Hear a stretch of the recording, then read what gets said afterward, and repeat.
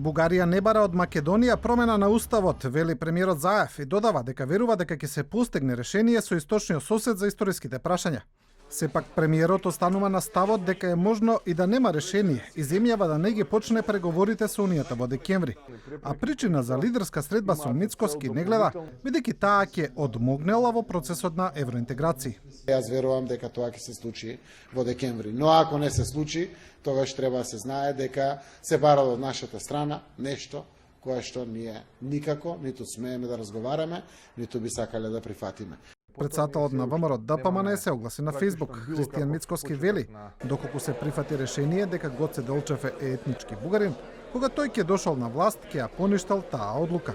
Доколку ова биде прифатено од страна на СДСМ и Зоран Заев, тоа значи целосно асимилирање на македонската нација, удар во темелите на македонската нација и современата македонска држава. Покрај вжештените изјави во јавноста од бугарска и македонска страна, членот на македонскиот дел на историската комисија Петар Тодоров за Студио 10 вели дека решение е можно доколку има волја. Проблемот со Гоце Делчев е најголемиот проблем кој постоел на светот. Држави решавале многу посериозни проблеми кои доведувале до многу посериозни не проблеми меѓу држави, него на глобално ниво.